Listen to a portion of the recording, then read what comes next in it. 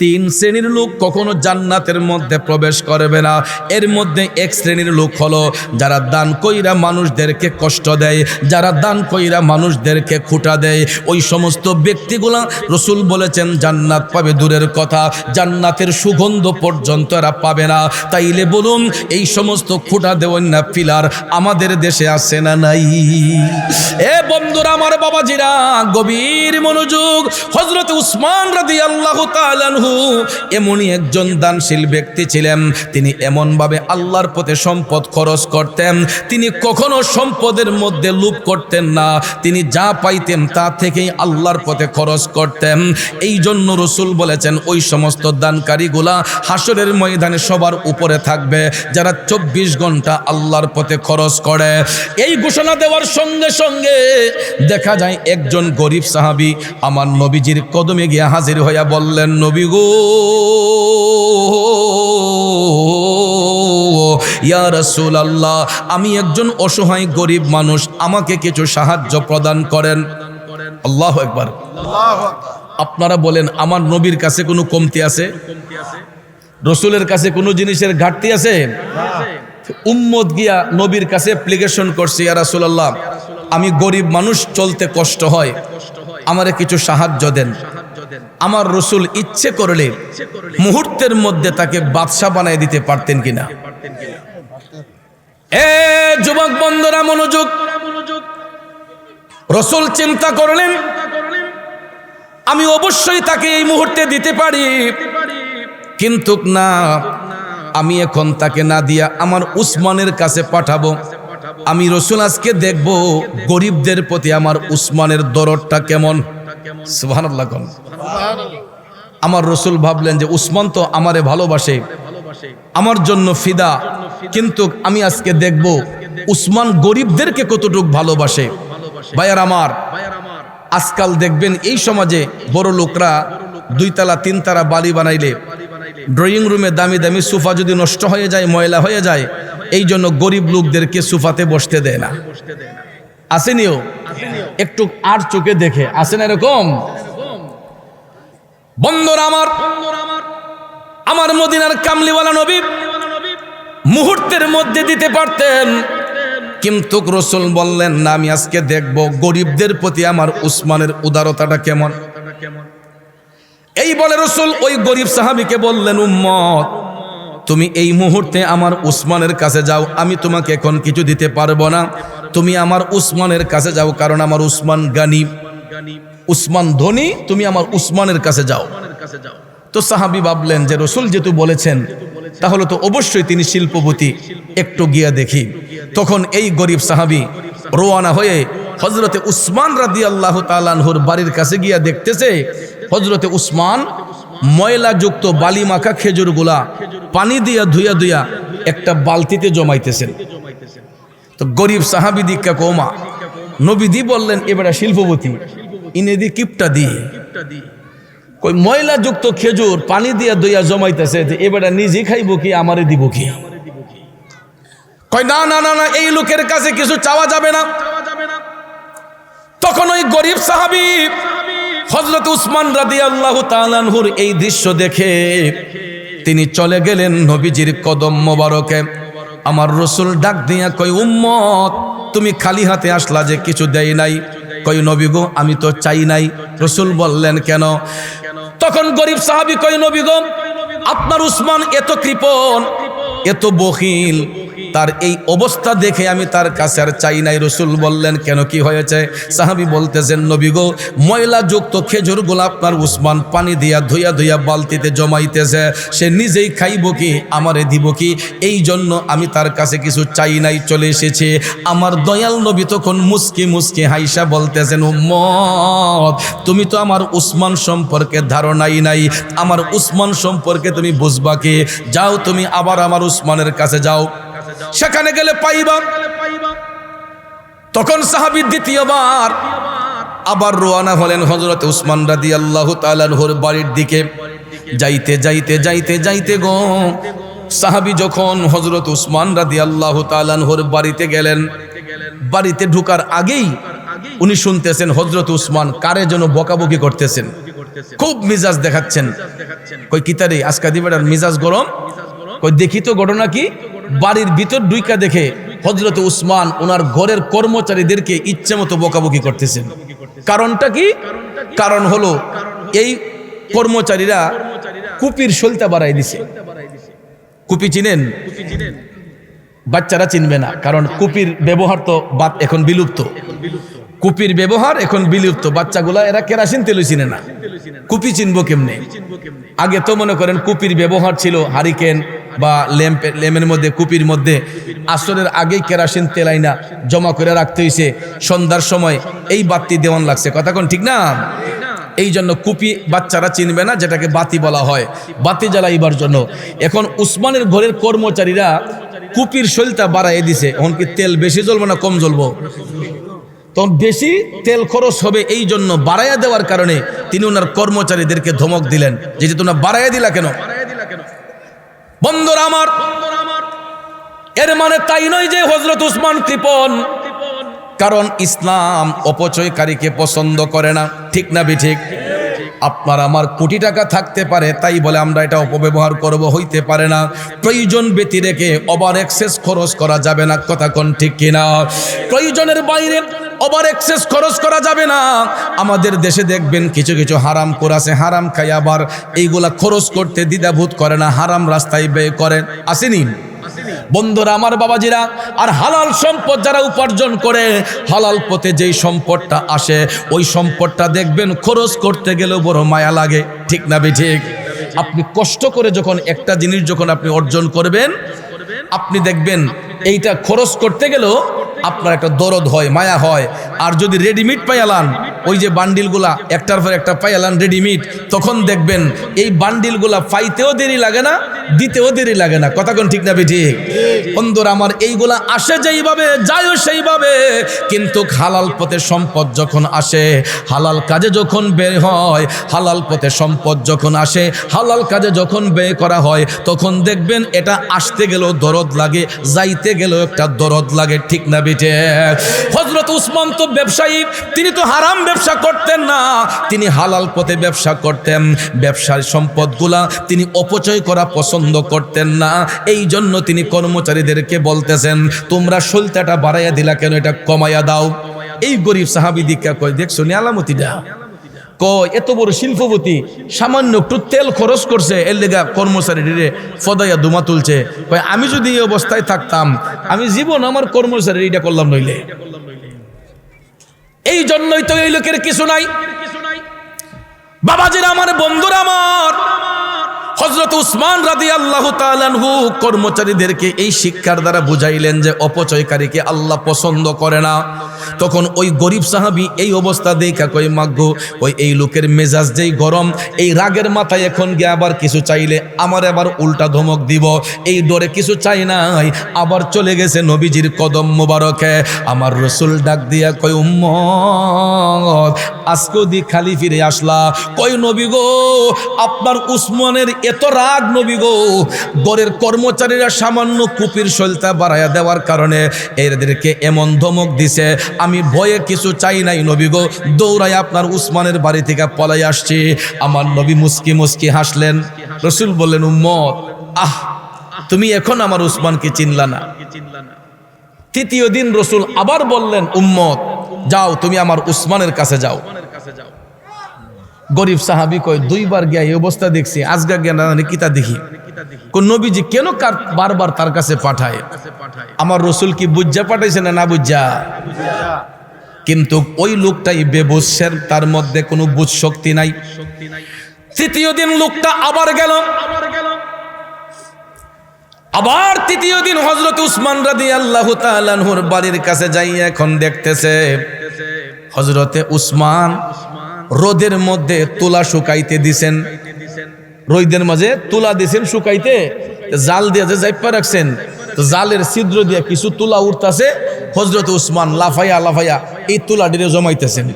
তখন এই গরিব সাহাবী দিকে কয়, সাইরা লাইছে রে, কয় ফাতলা এক তুলা ইডা উঠতেছে, এবারে ইডিও কাব্যয়া জমাইতেছে, কেমন কিপটা?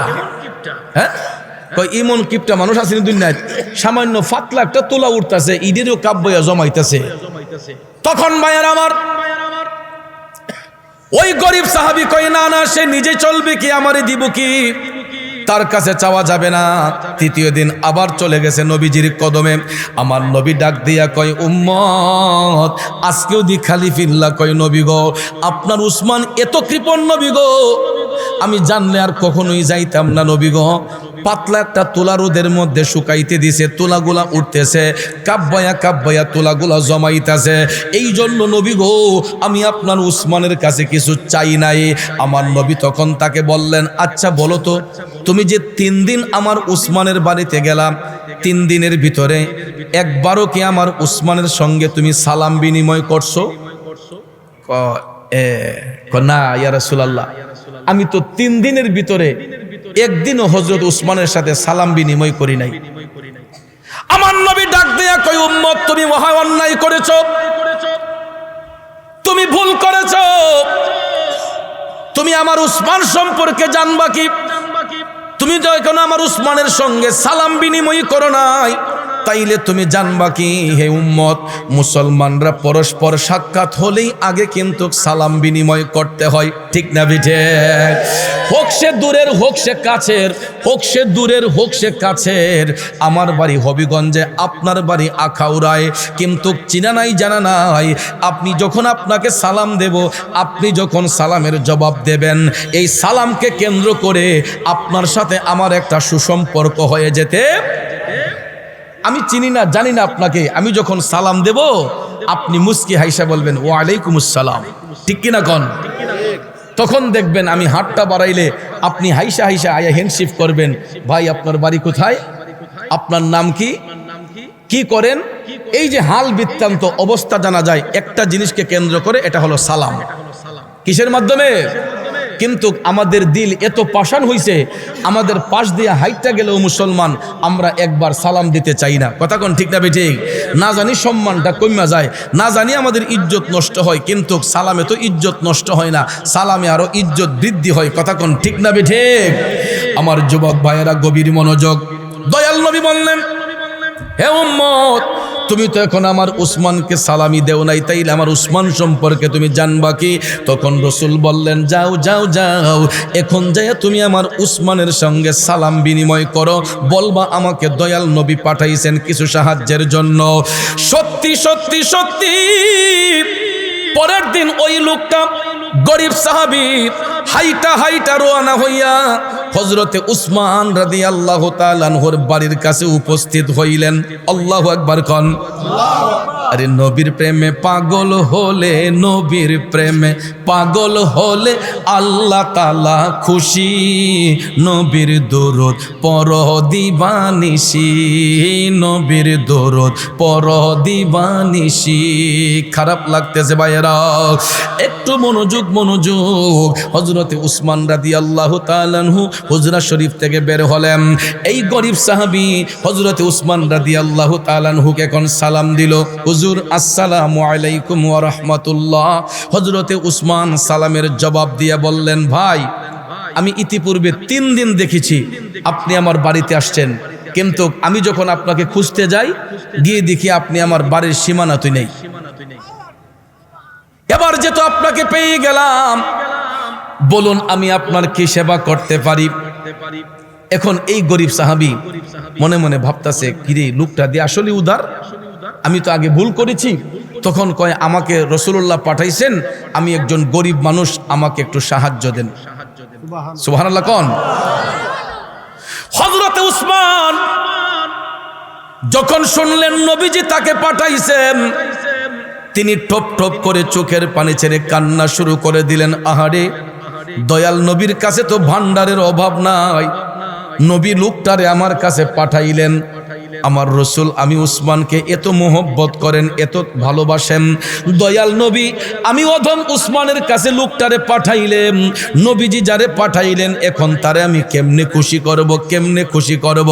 তিনি ভাবতেছেন, ভাবতে ভাবতে ভাবতে হঠাৎ করে চোখটা খোলার সঙ্গে সঙ্গে তিনি দেখতেছেন অনেক দূরে একটা সরু রেখার মতো দেখা যায়, কিসের যেন একটা কাফেলা সামনের দিকে এগুচ্ছে।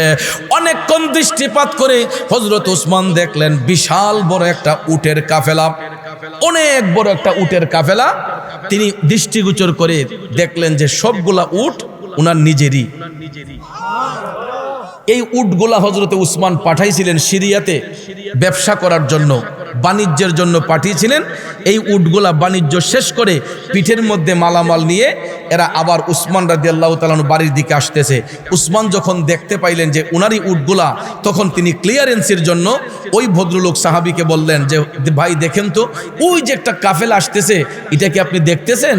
তখন এই গরিব সাহাবী তাকাইয়া কয়, হুজুর এটা তো বিশাল বড় একটা উটের কাফেলা, অনেক বড় উটের কাফেলা। হযরত উসমান বললেন, এই সবগুলা উট আমার। সাহাবী মনে মনে কয়, তাইনের উঠিব, যে বেটা খেজুর টুকায় আর ইও টুকায়, তাইনের বলে অতলা উঠি যাব, টুক তুলা টুকায়। বিশ্বাস করতে পারে নাই।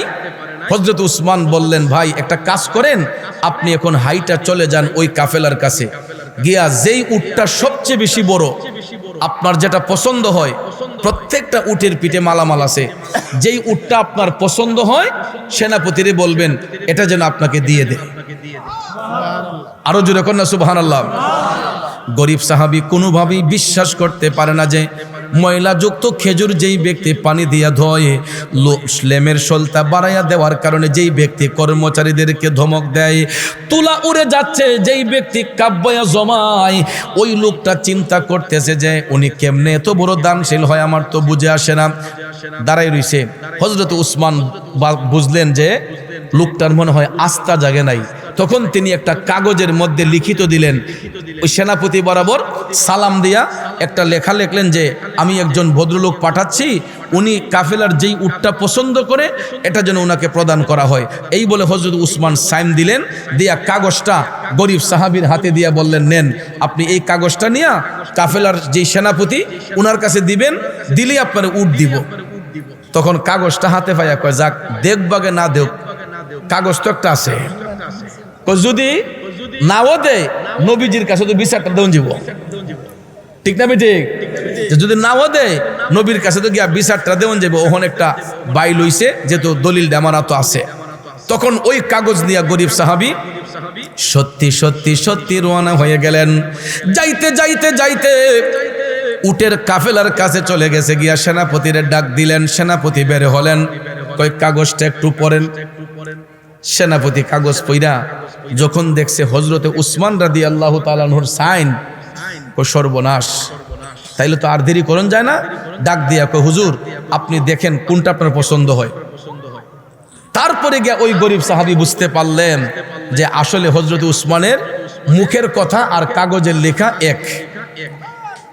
এখন গিয়া উনি পুরো পরিপূর্ণ বিশ্বাস হলো যে হযরত উসমান দানকারী। তখন উনি একটা একটা উট দেখতেছে, একটা একটা উট দেখতেছে যে শত শত উটের ভিড়ে কোনটা পছন্দ কর কোনটা না। এখন এমন এক উট পছন্দ করছে যেই উট একবারে সামনে, যেটা একবারে সামনে, যেটা এটা। সেনাপতিরে কয়, আমার পছন্দ হয়েছে উট। কোনটা? ওই সামনেরটা সরানো। অন সেনাপতি পড়ছে লজ্জায়। সামনেরটা যদি লাইন থেকে সরানো হয় তাহলে পিছনের যেইগুলো আছে সবটি ইডারে অনুসরণ করে ইডার ফিস ধরে নিব। আরব দেশের নিয়ম হলো, উটের কাফেলা যখন মরুভূমি দিয়ে চলে, এরা কিন্তু গরুর পালের মতো পাল বান্ধা হাঁটে না, একটার পিছে আরেকটা হাঁটে। উট কিন্তু পাল বান্ধা হাঁটে না, একটার পিছনে আরেকটা হাঁটে। এখন নিয়ম হলো যে সামনেরটার অনুসরণ করে পিছনের গুলা হাঁটে, প্রত্যেকটির পিঠে মালামাল। তো কাফেলার নেতৃত্ব দিচ্ছেন সেনাপতি। উনি বললেন যে হুজুর, এখন যদি লাইন থেকে সামনেরটা সরানো হয় তাইলে পিছনের গুলা এটারে অনুসরণ করে চলে যাবে, তার চেয়ে বরং চলুন, উসমানের বাড়ি তো কাছেই, সেখানে যাওয়ার পরে উনি যদি দিয়া দেয় আমার তো রাখার কোনো আপত্তি নাই। তখন এই ভদ্রলোক সাহাবী বলতেছেন, কেন দিবেন না? উসমান আমাকে বলছেন যে যেটা আমার পছন্দ এটা দেন, আমার যেটা পছন্দ উনি বলছেন সেটা দিবেন, তাহলে দিবেন না কেন? এটা তো একটা কথা। তখন সেনাপতি বলতেছে, ঠিক আছে আমি দেব, তাহলে একটা কাজ করি, আমি একজন বার্তাবাহক পাঠাই উসমানের বাড়িতে, উনি যদি বার্তাবাহককে বলে দেন আপনাকে এটা দিয়ে দেওয়ার জন্য, তাহলে তো আমার রাখার আর কোনো অধিকার নাই, ঠিক না? ঠিক। বাবাজিরা আমার, সত্যি সত্যি সত্যি সেনাপতি একজন বার্তাবাহক পাঠাইয়া দিলেন। ওই বার্তাবাহক চলে গেলেন হযরত উসমান রাদিয়াল্লাহু তাআলা আনহুর বাড়িতে। ডাক দিয়া বলে, হুজুর একটু আগে আপনি যেই ভদ্রলোকরে পাঠাইলেন উনি এমন এক উট পছন্দ করছে হুজুর, যেটা একদম সামনের সারিতে। হুজুর যদি সামনের সারি থেকে এটা সরানো হয়, পিছনের গুলা তো এটার অনুসরণ করে সবটি চলে যাবে এটার পিছনে। এখন কি করা যায়, কি করব? হযরত উসমান টপ টপ করে চোখের পানি ছাইরা কেঁদে কেঁদে বলতেছেন, বার্তাবাহক দেরি করতেছো কেন, তাড়াতাড়ি যাও। সেনাপতিরে যাইয়া বলো, ভদ্রলোক যদি সামনের উটটা পছন্দ করে থাকে আর এটা লাইন থেকে সরাইলে বাকিগুলা যদি এটার পিছনে চলে যায়, তাইলে সেনাপতিরে যাইয়া বলো, আমার আল্লাহ একটা উটের মালিকানা আর আমি উসমানের কাছে রাখে নাই।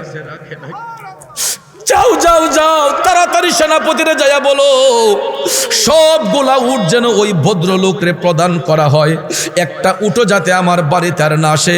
যাইয়া বলো আল্লাহ তাআলা সবগুলা উটের জিম্মাদারি দান করছে ওই গরিব ভদ্রলোককে। জোরে জোরে কন্যা সুবহানাল্লাহ।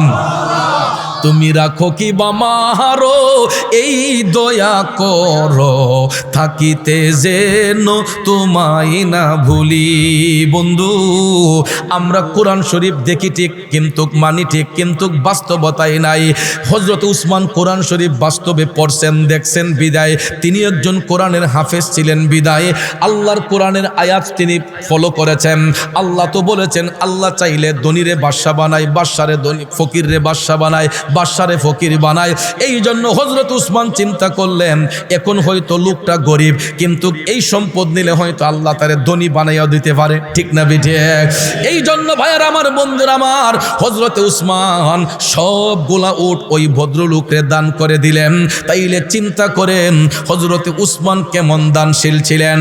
এটার দ্বারা প্রমাণ হলো নবীর উম্মত যারা হয়, যারা মুমিন হয়, মুত্তাকি হয়, এরা দুনিয়ার টাকা সম্পদ পয়সাকে তারা তুচ্ছ মনে করে, আল্লাহ নবীর ভালোবাসাকে তারা শ্রেষ্ঠ মনে করে, কারণ তারা দুনিয়ার জন্য পাগল ছিলেন না। আমরা কিন্তু দুনিয়ার জন্য পাগল, ঠিক না বিঠি? এই জন্য কবি বলেছেন, নারী বাড়ি গাড়ি নিয়ে দুনিয়া পাগল, যশ খ্যাতির বাড়াবাড়ি চলছে অনর্গল। নারী বাড়ি যশ খ্যাতির নাই রে কামনা, নবীর জিয়ারতে যাব সোনার মদিনা, সেই বাসনা পূর্ণ হবে দেখলে মদিনা, সেই বাসনা পূর্ণ হবে দেখলে মদিনা। আমরা যাব মদিনা, দেখব সোনার মদিনা, সেই জায়গাটার নাম হলো সোনার মদিনা, সেই জায়গাটার নাম হলো সোনার মদিনা। বলুন সেই জায়গাটার নাম হলো, সেই জায়গাটার নাম হলো লন্ডন, প্যারিস, ওয়াশিংটন, বার্লিন যেতে চাই না, হংকং, বেইজিং, টোকিও, সিঙ্গাপুরও চাই না। মন আমার যেতে চাই, মন সহবার যেতে চাই এই দুনিয়ার একটি জায়গায়, সেই জায়গাটার নাম হলো, আরো জোরে, সেই জায়গাটার নাম হলো। বাইরে সিঙ্গাপুরে যায় অনেকে বিমারি হলে, ভালো সেবা আর ভালো ঔষধ মিলে, খাকে শেফা পাওয়া যায় নবীর দরবারে, ঠিক কিনা? সর্বরোগের চিকিৎসা হয় নবীর দরবারে, রোগের শেফা পেতে চলো সোনার মদিনা, রোগের শেফা পেতে চলো সোনার মদিনা। আমরা যাব মদিনা, দেখব সোনার মদিনা, সেই জায়গাটার নাম হলো সোনার মদিনা। কথা বলেন ঠিক কিনা? এ বন্ধুরা আমার, বাবাজিরা, গভীর মনোযোগ মনোযোগ। হযরতে উসমান কেমন নবীর গোলাম ছিলেন। আমার নবীর গোলামি করার কারণে একটা উটের ঘোষণা দিয়া সবগুলা উট ওই ভদ্রলোকের দান করে দিলেন। তাইলে চিন্তা করেন তিনি কেমন দানশীল ব্যক্তি ছিলেন। অথচ আমাদের দেশে দেখবেন কিছু কিছু সরকারি অনুদান যদিও আসে, 1-2টা কম্বল বিতরণ কইরা, এই যে শীত সিজন আইছে দেখবেন গরিব মানুষটির লাইন ধরে হারা কইরা 1-2 লাখ কম্বল দিয়া আরো 2-3 জনের ছবি তুললা ফেসবুকও দিয়া কয় মানবতার ফেরিওয়ালা অমুক ভাই। ঠিক না বে ঠিক? এই যে সামনে রমজান আসতেছে দেখবেন ঈদের আগে কিছু কাপড় দিয়া, কম রেটের কাপড়, পাতলা পাতলা কাপড় যেগুলা পরলে গায়ে দেখা যায়। এখন গরিব মানুষই কাপড় পরে না, এরাও আমাদের চাইতে ভালো কাপড় পরে। ঠিক কিনা কোন? এদেরকে আবার দেখেন নাম দিয়ে দিছে, বাজারে গিয়া কয় অমুক অমুক ভাই আমারে 500 পিস জাকাতের কাপড় দিয়েন। আচ্ছা ভদ্রলোক, আপনি বলেন তো জাকাতের কোনো কাপড় আছে? থাকতে পারে। গরিব বলে কি ওই মানুষটা এতই নিকৃষ্ট হয়ে গেল তাকে দেওয়ার জন্য একটা কাপড়ের নাম দিয়ে দিছে জাকাতের কাপড়। অথচ জাকাত হলো গরিবদের প্রাপ্য অধিকার। কথা কোন ঠিক না ঠিক? আপনি নাম দিবেন কেন কাপড়ের নাম? জাকাতের সম্পদ আপনি গরিবদেরকে নীরবে নিস্তব্ধে তার বাড়িতে নিয়ে পৌঁছায় দিবেন। আমাদের দেশে আনুষ্ঠানিক কইরা দেখবেন কিছু কিছু মানুষ এই কম রেটের কাপড়গুলা আবার গিয়া নাম দিছে জাকাতের কাপড়। এই মিয়া জাকাতের কোনো কাপড় নাই। কাপড়ের কোয়ালিটি থাকতে পারে low rate, medium rate, high rate. কথা কোন ঠিক না? আমরা নাম দেব কেন জাকাতের কাপড়? জাকাতের কোনো নির্দিষ্ট কাপড় থাকে না। তারপরে দেখবেন এই লো রেটের কাপড়গুলো আইনা গরিব মানুষটির লাইন ধরে দাঁড় করাইয়া দেখবেন কয়েকটা কাপড় দিয়া উনি মানবতার ফেরিওয়ালা হয়ে গেছে। অথচ কইয়ের তেল দেয়া কই বাঁচতেছে, কইয়ের তেল দেয়া কই ভাসতেছে, উনি মানবতার ফেরিওয়ালা হয়ে গেছে। আছে না এরকম কিছু? আমার যুবক বন্ধুরা, মানবতার ফেরিওয়ালা যদি বলতে হয় হযরতে উসমান রাদিয়াল্লাহু তাআলা আনহুকে বলা যায়। মানবতার ফেরিওয়ালা যদি বলতে হয় হযরতে উসমান রাদিয়াল্লাহু তাআলা আনহু ছিলেন মানবতার ফেরিওয়ালা। এটা কেমনে দেখেন? এখনো দেখতে পাইবেন যদি মদিনা শরীফ যান। মদিনা শরীফ থেকে 5 কিলোমিটার দূরে একটা কূপের নাম হচ্ছে বীরে উসমান। একটা জায়গার নাম, এখানে একটা পানির কূপ আছে, এটার নাম বীরে উসমান। কষ্ট হইতেছে? মদিনা শরীফ থেকে 5 কিলোমিটার দূরে। যদি কেউ মদিনা শরীফ যান আপনাদেরকে বলবো মদিনা শরীফ থেকে মাত্র 5 কিলোমিটার দূরে এই পানির কূপটার নাম হচ্ছে বীরে উসমান। তবে ইসলামের প্রথম যুগে এটা মুসলমানদের জিম্মায় ছিল না, এটা একটা ইহুদির জিম্মায় ছিল। কার জিম্মায়? তো ইহুদিরা কিন্তু সব সময় মুসলমানদের শত্রু, এটা জানেন? এই জন্য আল্লাহ তাআলা কোরআনের সূরা আল মায়েদার 51 নম্বর আয়াতে কারিমায় বলছেন যে হে মুমিনগণ, তোমরা ইহুদি খ্রিস্টানদেরকে তোমাদের বন্ধু বানাইও না। আল্লাহ কোরআনে বলে দিয়েছেন এরা সব সময় মুসলমানদের শত্রু। তো ওই ইহুদি মুসলমানদেরকে টাকা ছাড়া পানি দিত না। কি ছাড়া? টাকা দিলে তাদেরকে পানি দিত, টাকার পরিমাণে পানি দিত। এখন মুসলমানদের মধ্যে সবাই তো আর এবিলিটিওয়ালা না। অনেক সাহাবী আছে দুর্বল, যাদের অর্থ সম্পদ নাই, এরা টাকা দিয়ে পানি কিনতে পারে না। বড় লোক যারা আছে এরা হয়তো টাকা দিয়ে পানি কিনতে পারে, কিন্তু গরিব দুর্বল যারা এরা তো টাকা দিয়ে পানি কিনতে পারে না। ঠিক কিনা বলেন? সমস্ত সাহাবায়ে কেরাম একত্রিত হইয়া তারা চলে গেলেন আমার দয়াল নবীর কদম মোবারকে। নবীজির কদম মোবারকে সালাম দিয়ে বলতেছেন, নবী গো, ইয়া রাসূলুল্লাহ, মায়ার নবী গো, আমরা তো পানির ক্রাইসিসে আছি নবী গো, ইহুদির কাছ থেকে টাকা আনতে, নবী গো আমাদের তো এই পরিমাণ টাকা নাই, আমরা পানি তো কিনতে পারিনি ইয়া রাসূলুল্লাহ, প্রতিদিন টাকা দিয়া পানি কিনা আমাদের জন্য কষ্ট হয়ে যায়। নবী গো ওই পানির কূপটা যদি আমাদের জিম্মায় চলে আসতো তাইলে আমরা আনন্দে পানিটা ব্যবহার করতে পারতাম। আপনারা বলেন উম্মতের কষ্ট আমার নবী সহ্য করতে পারে? দয়াল নবী টপ টপ করে চোখের পানি চাইরা কান্না শুরু করে দিলেন। আরে উম্মতের কষ্ট নবী সইতে পারে না, যে জন হবে আপনা সেই তো মদিনা। কথা বলেন ঠিক না বিঠে? বন্ধু আমার রসুল ডাক দিয়া সাহাবায়ে কেরামকে বললেন, উম্মত ও আমার সাহাবারা, লা তাহজান, চিন্তার কোনো কারণ নাই, একটু অপেক্ষা করো, দেখি কি করা যায়। সাহাবায়ে কেরামকে সান্ত্বনা দিয়া আমার মদিনার কামলিওয়ালা নবী হাইটা হাইটা চলে গেলেন ইহুদির বাড়ির মধ্যে। আমার নবী ইহুদির বাড়িতে যাইয়া ওই ইহুদিকে ডেকে বের করলেন। ইহুদি যখন বের হলো, রসুল বললেন, ভাই আমি একটা প্রস্তাব নিয়ে আসছি। ইহুদি কয়, কি প্রস্তাব? আমার দয়াল নবী বললেন, তোমার এই পানির কূপটা আমার প্রয়োজন, এখন কত টাকা হইলে তোমার কূপটা বিক্রি করবা? ইহুদি ডাক দিয়া কয়, না, আমি আমার পানির কূপ বিক্রি করব না, আমার এটা বিক্রি করার প্রয়োজন নাই।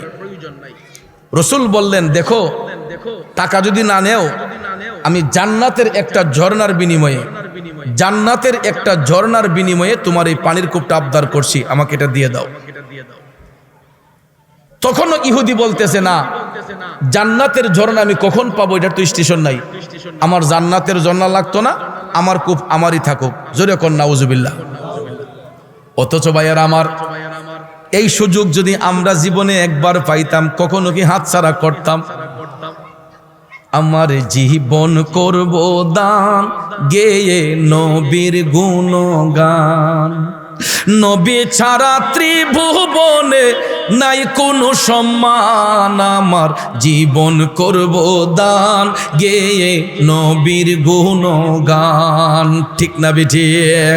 বাইরে নবী আমার জানেরই জান, নবী আমার প্রাণ, নবীর কাছে পাবো মোরা খোদাই সন্ধান। যদি ঠিক রাখো ঈমান, পাবে জান্নাতের বাগান। যদি ঠিক রাখো ঈমান, পাবে জান্নাতের বাগান। আমার জীবন করব দান, গেয়ে নবীর গুণগান। ঠিক কিনা বলুন? নবীর জন্য জীবন দিতে চাই কি চাই না? কারা কারা চাই দুইটা হাত উঁচু করে দেখাই। নারে তাকবীর, নারে রিসালাত, সুন্নি মহাসম্মেলন। আখাউড়ার যুবক বন্ধুরা, আমার মুরব্বী বাবাজিরা, ইহুদি ডাক দিয়া কয়, জান্নাতের ঝর্ণা কখন পাবো, এটার কোনো স্টেশন নাই, আমার জান্নাতের ঝর্ণা লাগবে না, আমার যেই ঝর্ণা আছে এটাই আমারই থাক, আমি আপনাকে দেব না।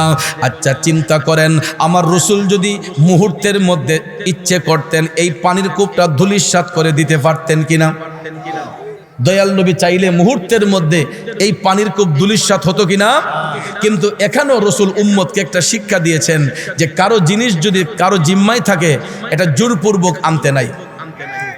জোর করে কি আনতে নাই?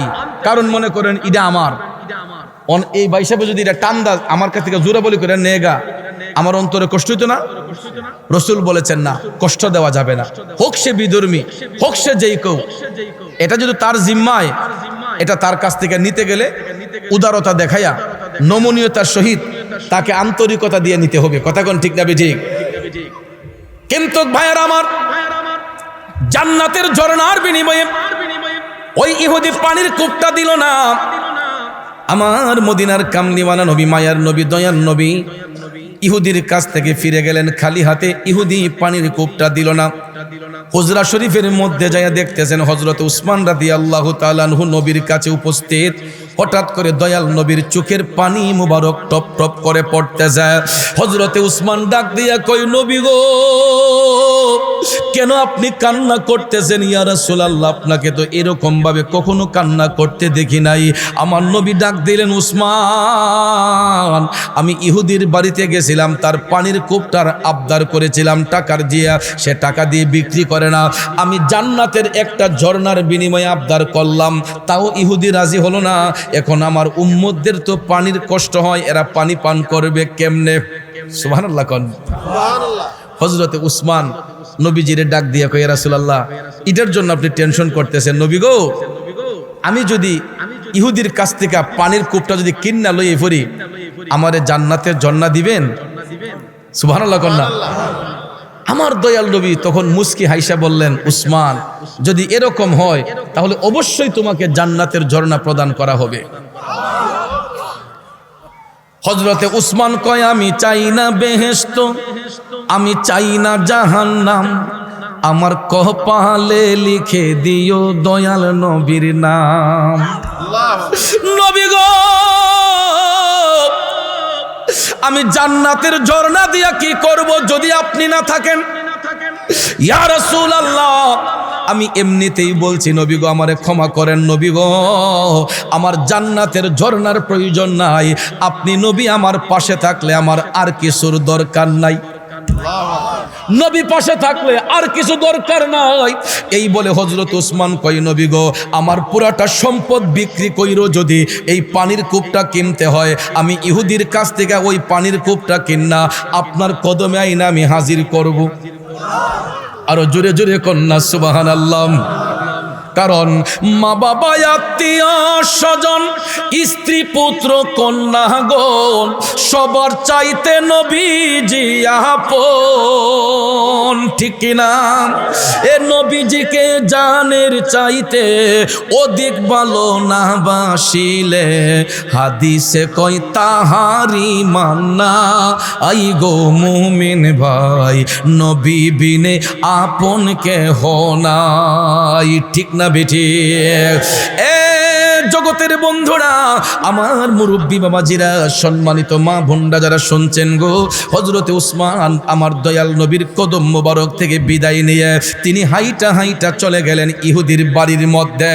হযরত উসমান কয় আমার সব সম্পদ দিয়া যদি এই কূপ কিনতে হয় আমি কিনবো।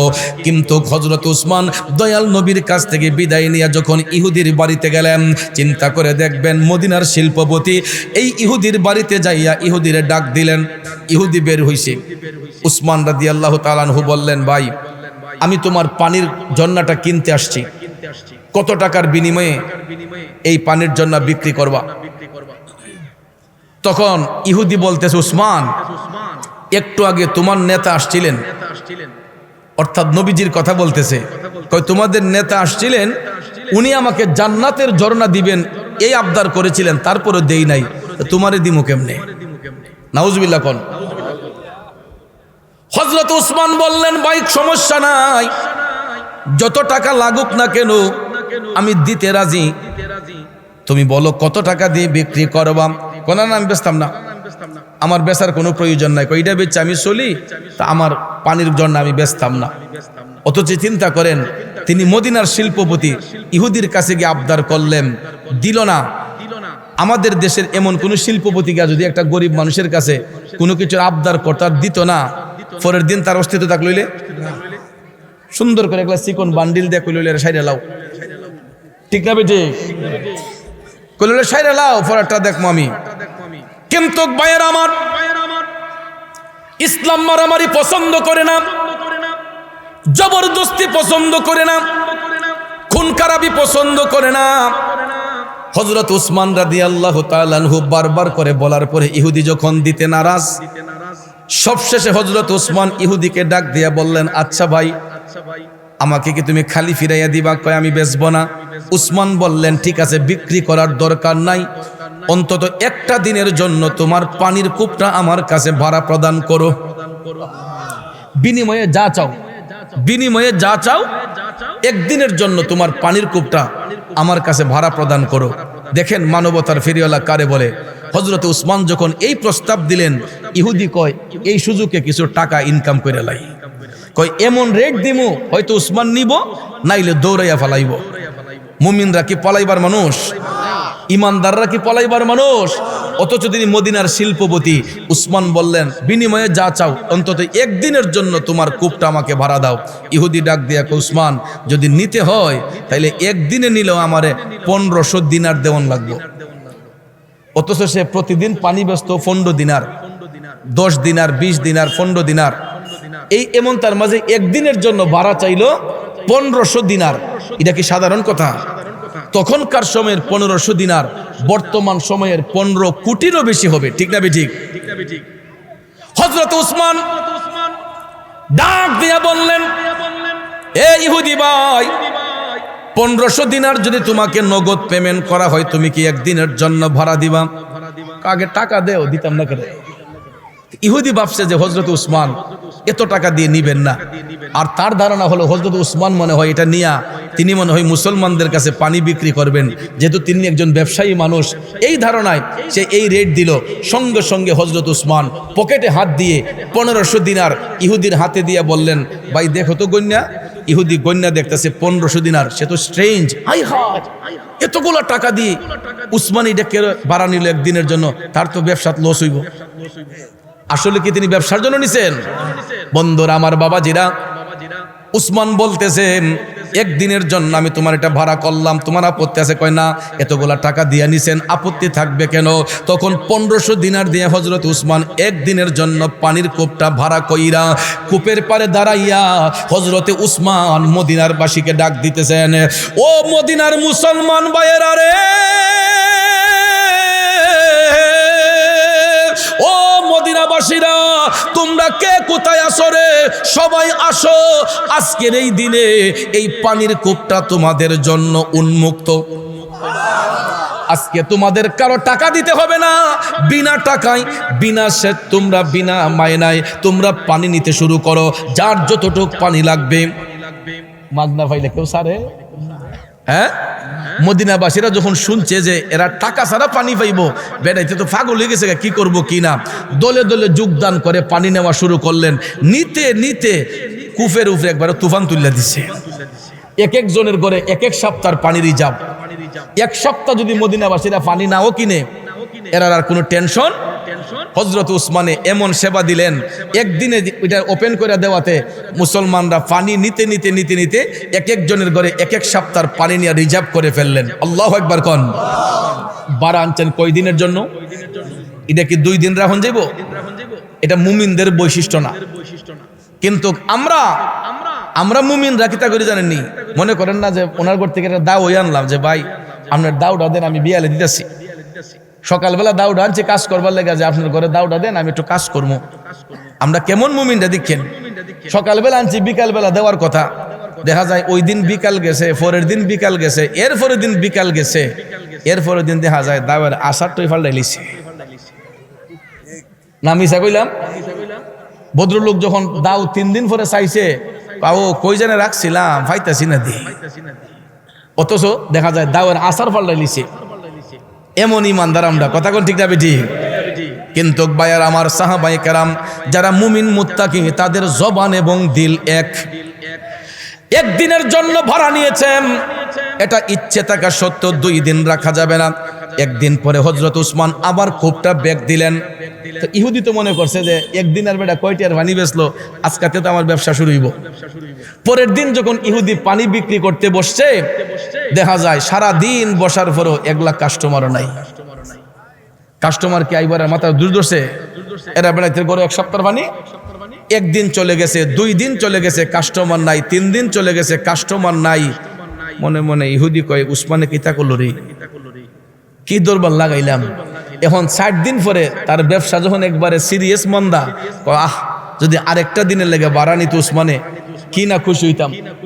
এখন ওই দিকে মদিনাবাসীরা আবার 1 সপ্তাহ যখন কাছাই গেছে, পানি যখন ক্রাইসিস, এরা আবার উসমান রাদিয়াল্লাহু তাআলা আনহুর কাছে গিয়া অভিযোগ দিছে, যে উসমান হুজুর আমাদের তো পানি শেষ। উসমান বললেন, নো টেনশন, আমি যতদিন বেঁচে থাকবো আমার মুসলমান ভাইদেরকে পানির কষ্ট করতে দেব না। মানবতার ফেরিওয়ালা কারে কয়। আবার দেখেন হযরত উসমান 2য় সপ্তাহে আবার ইহুদির বাড়ির দিকে রওনা হইলেন। অন্য দিনকে ডাহন লাগতো, ওই দিন দেখা যায় উসমানের দিক কই ইহুদি গোড় থেকে দইরা পারিছে। আপনি আইছেন? তিনি বলেন আইসি তো। কিতা পানি নিবেন নাকি বাড়া? খুব কি বাড়া লাগবো নি? অন্যদিন উসমানকে প্রস্তাব দিতেন, দেখেন 1 সপ্তাহের ব্যবধানে কে বলতেছে আজকে কি বাড়া নিবেন? উসমান বললেন আসলাম তো নিবার লেগিয়া। কয় দিনের লেগিয়া? কয় 1 দিনের লেগে দেন। কত? ইহুদি কয় আগে যা দিতেন তা ওই দিলেন, আরো 1500 দিনার। সুবহানাল্লাহ কোন। এরকম ভাবে 3 সপ্তাহে 3 দিন, 3 সপ্তাহে 3 দিন 1500 দিনার করে হযরতে উসমান পানির কূপটা ভাড়া কইরা এই পানির কূপটা মুসলমানদের জন্য ওপেন করলেন। 4র্থ সপ্তাহে আবার যখন মুসলমানরা পানির ক্রাইসিসে, উসমান গেলেন ভাড়া আনার জন্য। ইহুদি কয় উসমান আমি আর ভাড়া দিতাম না। কয় কে রে? কয় আমি চাইতেছি আমার কূপটা একবারে বেচে লাইতাম। আরো জোরে কর না সুবহানাল্লাহ। ইন্নাল্লাহা মা'আস সাবিরিন।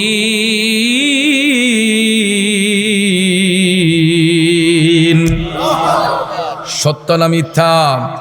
আল্লাহ তাআলা কয় নিশ্চয়ই আমি আল্লাহ সবরকারীর অন্তর্ভুক্ত, ধৈর্যশীলদের অন্তর্ভুক্ত।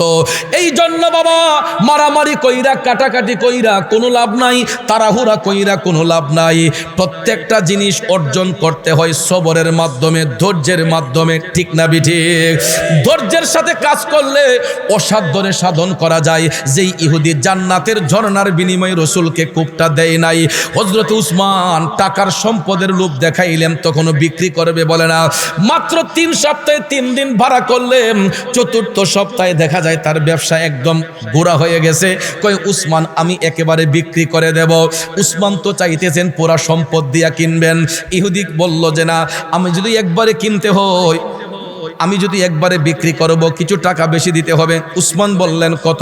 কয় আমারে এককালীন 15,000 দিনার দিলে আমি আপনার এটা নিদাবি করে দিয়ে দিব। তখনকার সময়ের 15,000 দিনার বর্তমান সময়ের কয়শো কোটি টাকা হবে চিন্তা করছেন? তখন হযরত উসমান বললেন খাতায় সাইন দেও আর টাকা গণো। টাকা যখন নিল তখন সেই ইহুদি লিখা দিল যে আজকের পর থেকে এই কূপের মধ্যে আমার কোনো মালিকানা নাই, 15,000 দিনারের বিনিময়ে আমি উসমানের কাছে এটা বিক্রি করে দিলাম।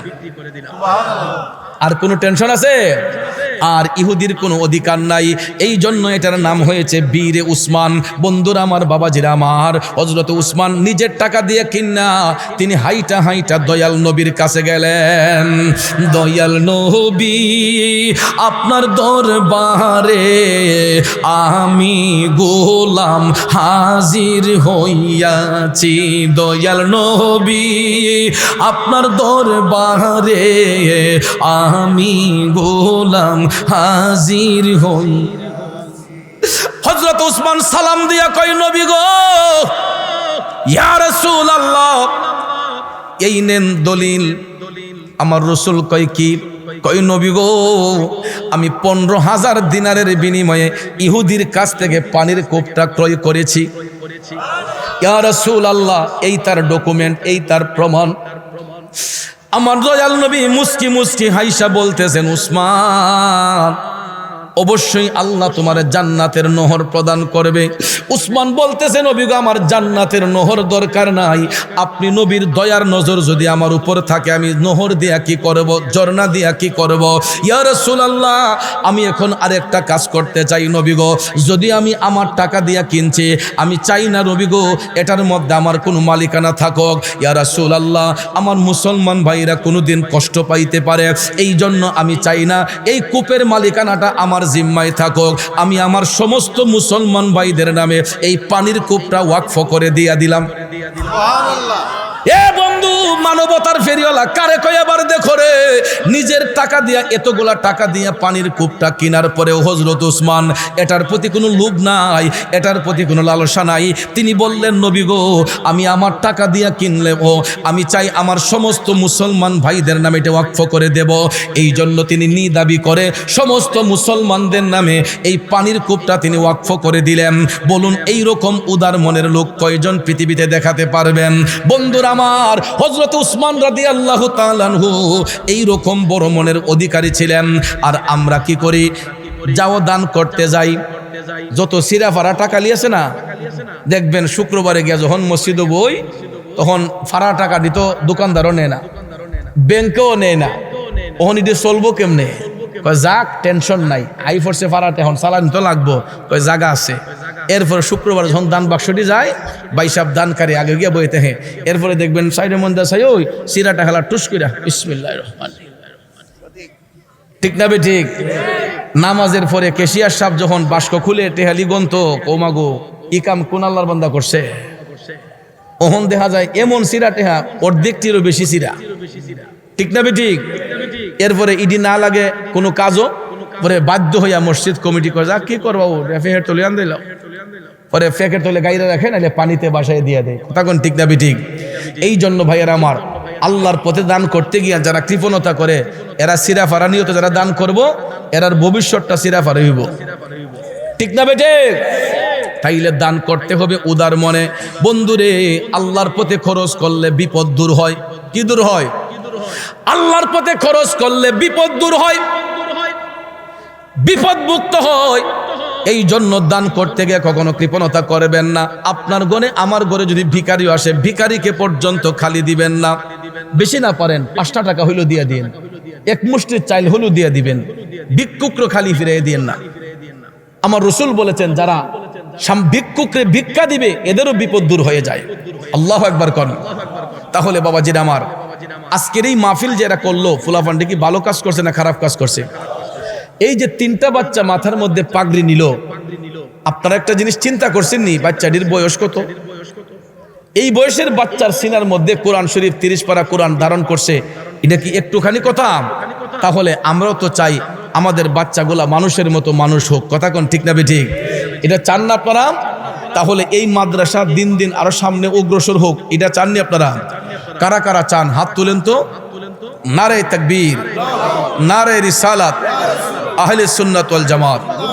হাত নামান। বাবাজি, আরেকটা কথা হলো, মসজিদ কার ঘর? মাদ্রাসা কার ঘর? নবীর ঘর। মসজিদ হলো আল্লাহর ঘর, মাদ্রাসা হলো নবীর ঘর। মসজিদ আল্লাহর ঘর, মাদ্রাসা নবীর ঘর। দেখেন, নবীর ঘরে পড়াশোনা না করলে আল্লাহর ঘরের হেফাজত করা যায় না। মাদ্রাসায় যদি না পড়ি, আমি ইমামতি করবো কেমনে? নামাজ কালাম করবো কেমনে? আল্লাহরে সিজদা করবো কেমনে? তাইলে তো আগে মসজিদও দরকার, মাদ্রাসাও দরকার। ঠিক না ঠিক? তাহলে আমি যখন আইসা বসছি মাদ্রাসার রুমে, একজন ভদ্রলোক আমার গিয়া খুব আপসেট হইয়া বলতেছে, হুজুর আমরা তো কটা মানুষ আছি পাড়ার মধ্যে, কয় তারাগঞ্জ সহ আশেপাশের এলাকার মানুষ তো স্থানীয়, আর এটা তো শহরতলি কলেজ পাড়া, কয় এখানে বিভিন্ন এলাকা থেকে লোকজন আইসা জায়গা কিনে বসত বিটা করছে। কারণ শহর তো শহরেই, শহরের মধ্যে কিন্তু এক গ্রামের লোক থাকে না, বিভিন্ন এলাকার লোকজন আইসা এখানে বসতি করে। এই জন্য ভাইয়ার আমার বলতেছেন যে হুজুর আমরা মসজিদে তো টিনের মসজিদ নাম দিছে। এলাকার মানুষ নাকি কয় যে হুজুর এটা টিনের মসজিদ কইলে সকলেই চিনে, কই এইটার থেকে আমরা কেমনে বাঁচতাম, আজকে একটু চেষ্টা করবেন হুজুর। আমরা কি সারা জীবন কি টিনের লই থাকতাম, না আল্লাহর ঘরটার মাঝে কিছু ইট মিট লাগতো? তো এই জন্য ভাইয়ার আমার, আল্লাহর ঘর আল্লাহ হেফাজত করবে। ঠিক না ঠিক? বান্দারাও আমরা হচ্ছে উসিলা মাত্র। তো মুরব্বীর একটা কথা বলে যে যার বংশে করছে দান সেই জানে দানের বিধান। যারা বংশপুরীরা দান করে অভ্যাস, দানের উৎসাহ এদের মধ্যে আছে। আজকে আমরা নিজে থাকার জন্য বড় বড় দালান কোঠা বানাইছি, 4 তলা 5 তলা বানাইছি, 2 তলা বানাইছি, কিন্তু আমরা মসজিদটা যদি টিনের মসজিদ রাখি, তাহলে এই যে 4 তলা 5 তলা বাড়ি একজনে বানাইছেন, এটা বানানোর কোনো অর্থ নাই। এই জন্য আব্বাজি, আমি আপনাদেরকে বলবো, আমি কিন্তু আজকে আলোচনা করছি দানের ফজিলত নিয়ে। ঠিক না ঠিক? আজকে আমার আলোচনার মূল বিষয়টাই ছিল দানের ফজিলত। আল্লাহর পথে দান করলে আল্লাহ তাআলা বান্দারে পুরস্কৃত করে, তার গুনাহ মাফ করে। তো এই জন্য বান্দার গুনাহ যেহেতু মাফ হয় আল্লাহর পথে খরচ করলে, তাহলে আমরা খরচ করতে কোনো অসুবিধা আছে? যেমন দেখেন, এই সুলাইমান নবীর জামানায়, এই কথাটা বলে শেষ করি, বাদশাহ সুলাইমান নবীরে আল্লাহ এমন মুজিজা দিছিলেন, উনি কিন্তু শুধু মানুষের ভাষাই বুঝতেন না, উনি পশু পাখির ভাষাও বুঝতেন, পাখির ভাষাও বুঝতেন তিনি। তো সুলাইমান নবীর জামানায় ওনার এলাকায় এক বাড়িওয়ালার গাছে একটা পাখি আইসা বাসা বাঁধছে। তো পাখি বাসা বাঁধা যখন ডিম দিছে, বাচ্চা দিব, তখন দেখা যায় বাড়িওয়ালা গাছের মালিকানা দাবি কইরা প্রতিদিন তার বাসার থেকে ডিম দিয়ে না খাইয়া লায়। পাখির মনে কষ্ট না যে ডিম দেয় বাচ্চা দিব, দেখা যায় বাড়িওয়ালা ডিম খাইয়া লায়। পরে ফাঁকি উইরা গেছে সুলাইমান নবীর কাছে, গিয়া কয়, বাদশাহ সুলাইমান, আমি খুব ব্যথা নিয়ে আপনার কাছে আসছি। তিনি বললেন, কেন পাখি, কি হয়েছে? কয়, আপনার এলাকায় এই ভদ্রলোক যার বাড়ির গাছে আমি বাসা বান্ধা ডিম দিছি বাচ্চা দিতে, এই বাড়িওয়ালা গাছের মালিকানা দাবি কইরা প্রতিদিন আমার বাসার ডিম খাইয়া লায়, এখন তো আমি বাচ্চা দিতে পারি না। সুলাইমান নবী বললেন, পাখি টেনশনের কারণ নাই, আমি বাড়িওয়ালারা ডাক্তার নিয়ে আজকেই কইয়া দেবো, আর যাতে কোনোদিন তোমার বাসার থেকে ডিম নিয়ে না খায়। পাখি খুশি হইয়া চলে গেছে। দেখা যায় ওই বাড়িওয়ালাকে সুলাইমান নবী ডাক্তার নিয়ে বললেন যে, তোমার খবরদার করে দিলাম, আর কোনোদিন পাক্কার বাসা থেকে ডিম আইন না খাইও না। বাচ্চা হুজুর খাইতাম না। পরে বাড়িওয়ালা চলে গেছে। পাখি তো ভাবছে যে সুলাইমান নবী বিচার করছে, আর তো খাইতো না। পাখি যখন আবার ডিম দিছে বাচ্চা দেওয়ার জন্য, দেখা যায় ওই বাড়িওয়ালা ঘর থেকে বাইরে তার নজর গেছে গাছের আঘাত। আমি দেখলাম না কইরা গেছে, কিন্তু তার লোভ সামালতে পারে না, গিয়া ওই কি করছে গাছ উঠটা ডিম খাইয়া যাক আজকে খাইয়ালে আর খাইতাম না, বাসার থেকে ডিম আইনা আবার খাইয়ে লিছে। এখন তো পাখি আইসা দেখে ডিম নাই, তার কষ্ট বাড়ছে না কমছে? পাখি আবার উইরা গেছে সুলাইমান নবীর কাছে, গিয়া কয় বাদশাহ সুলাইমান আপনি কি বিচার করলেন? তা তো আজকে সাইজ করে লেছে খাইয়া ডিম। কয় আপনার কথা তো মানছে না। সুলাইমান নবী কয় কৌ কি? কয় জি আজকেও আপনার কথা মানছে না। কয় তাহলে একটু অপেক্ষা করো। সুলাইমান নবী ফাকিরে অপেক্ষা করাইয়া একটা জিন রে ডাক দিলেন। এ জিন, ডাক দেওয়ার লগে লগে জিন আই হাজির গেছে গা। হুজুর ডাকছেন কেন? এগুলা কাম করন লাগবো। কয় কি কাম? ওই দোহ ফাঁকিয়া বাইশার মাঝে ডিম দে বাচ্চা ফুটাই তো তের বাড়িওয়ালা গাছের মালিকানা দাবি করে ডিম ডি খাইয়া লাই। জিনে কয় হুজুর কিতা করতাম কইবেন না। তখন সুলাইমান নবী জিন রে কইল যে ওই বাড়িওয়ালা যদি আবার গাছ উঠে ডিম আনতো তুমি এর আসারটা দিয়ে এর কোমরটা ভেঙে দিবা। কি করে দিবা? এর কোমর ভেঙে দিবা, আর যাতে হে গাছ বাইয়া উঠিয়া পাখির বাসা থেকে ডিম আনতে না পারে। তো জিনে তুই তা চায় আর পায়, ঠিক না? ও হুজুর ঠিক আছে আমি দেখাম। ফাঁকি খুশি না বেজার? ফাঁকিও মনে মনে কয় বাতি যায় হাই ও ডিম দিছে হন জায়গা মতো। তখন পাখি গেছে আবার বাসায়, জিন গিয়া গাছের আগায়। তো পাখি তো ডিম দিছে, বাচ্চা ফুটাইবে, বাড়িওয়ালা ঘর থেকে বাইরে গাছও উঠবো। এই মুহূর্তে দেখা যায় তার দরজার সামনে একজন ভিক্ষুক আইসা হাজির, ভিক্ষার জন্য হাঁক দিছে। ওই বাড়িওয়ালা টান দিয়া ভিক্ষুকরে গড়ে নিয়ে ঢুকাইয়া পেট বইরা খাওয়াইয়া তারে কিছু হাদিয়া দিছে। ভিক্ষুক খুশি না বেজার? ভিক্ষুক যখন পেট বইরা খাইয়া হাদিয়া পাইছে, খুশি হইয়া বাড়িওয়ালা বাইর থেকে বেরিয়েছে। সে গাছের গুড়াত গিয়া টপ টপ টপ টপ করে বাইয়া গাছ উইটা ডিম আইনা খাইয়া আবার সাইজ করে নিছে। এখন পাখি উইরে আসছে, আয়া দেহে ডিম নাই। ও মাগো এদি জিনের থেকে বড়। হ্যাঁ, কই জিনও এর সামাল তারলো না, আবার উইরা গেছে সুলাইমান নবীর কাছে, গিয়া কয় হুজুর জিনেরও মানছে না, খাই লিছি ডিম। কয় কোষ কি? কয় জি। সুলাইমান নবী ডাক দিলেন আবার জিন রে, এ জিন। জিন সঙ্গে সঙ্গে হাজির হইল। কি ব্যাপার, তোমারে কইলাম কি করলা কি? জিন ডাক দিয়া কয় হুজুর ও বাদশা সুলাইমান, আমি আপনার প্রত্যেকটা আদেশ অক্ষরে অক্ষরে পালন করতে প্রস্তুত ছিলাম। আমি গাছের আগায় ঠিকই উঠছিলাম তাকে ধাক্কা দেওয়ার জন্য, কিন্তু দেখলাম যখন সে গাছের গোড়ায় আসছে ওই মুহূর্তে আমি দেখছি তার ঘরের সামনে ভিক্ষুক আসছে ভিক্ষার জন্য। ওই বাড়িওয়ালা ভিক্ষুকরে ঘরে নিয়ে ভিক্ষা দিছে, পেট ভরে খাওয়াইয়া তারে হাদিয়া দিছে। ভিক্ষুক খুশি হইয়া তার বাড়ি থেকে বের হওয়ার ফলে বাড়িওয়ালা যখন গাছ বাইয়া উপরে উঠতেছে আমি তারে ধাক্কা দিমু, এমন সময় আমি দেখলাম পূর্ব এবং পশ্চিম প্রান্ত থেকে দুইজন ফেরেশতা আইসা আমি জিনরে এমন ধাক্কা দিছে আমারে পৃথিবীর এক প্রান্ত থেকে নিয়ে আরেক প্রান্ত ফালাইছে। হুজুর ও বাদশা সুলাইমান, আমি সেখান থেকে উইটা আসতে আসতে বাড়িওয়ালা গাছ থেকে গিয়া ডিম নিয়ে আইসা পড়ছে। সুলাইমান নবী কয় আহারে, ভুল তো আমিও না করছি, সে তো দানকারী, ওই বাড়িওয়ালা তো দানকারী। তখন সুলাইমান নবী জিনরে বললেন, জিন তোমার আমি যে আদেশ দিয়েছিলাম এটা উড্র করলাম, তুমি আর কোনোদিন এরকম কাজ করো না, তারা ধাক্কা দিও না। তখন জিনরে বিদায় দিয়া সুলাইমান নবী বাড়িওয়ালারা ডাক দিছেন। ডাক দেওয়ার পরে কইলেন, রে আজকে তো তুই অনেক কঠিন বিপদ থেকে বাঁচলি। জিনে এই বাড়িওয়ালা কয় কিতা হুজুর? কয় আজকে যেই কাম করছিলাম আমি তো জিনরে বলছিলাম তোরে আসার দিয়ে ঠ্যাং ভাঙ্গে দিবার লেগিয়া, কিন্তু তুই ভিক্ষুকরে ভিক্ষা দেওয়ার কারণে আল্লাহ তাআলা ফেরেশতা পাঠাইয়া তোরে হেফাজত করছে। তখন ওই বাড়িওয়ালা টপ টপ করে চোখের পানি চাইরা কান্দা কই হুজুর যদি সত্যি তাই হয়, একটা সামান্য ভিক্ষুকরে ভিক্ষা দেওয়ার কারণে আল্লাহ যদি এত বড় বিপদ থেকে আমারে বাঁচায়, আমি ওয়াদা করতেছি হুজুর আজকের পরে থেকে কোনোদিন আর আমার গাছ কেন অন্যর কোনো গাছ থেকেও আমি পাখির ডিমাইন না খাইব না হুজুর, আমি ওয়াদা করতেছি। তখন সুলাইমান নবী বলেন, আর এটা কইরো না। ফাকিরে বললেন, ফাকি এখন তুমি মুক্ত, যাও তুমি বাচ্চা দেও, ডিম দেও, আর কোনো সমস্যা নাই। বন্ধুরা আমার, তার মানে বোঝা গেল সুলাইমান নবীর জামানায় ওই লোক আল্লাহর পথে দান করার কারণে আল্লাহ তারে ফেরেশতা দিয়ে হেফাজত করছে, ঠিক না বেঠিক? এটার শিক্ষা হলো আমরাও দান করব। দান দুই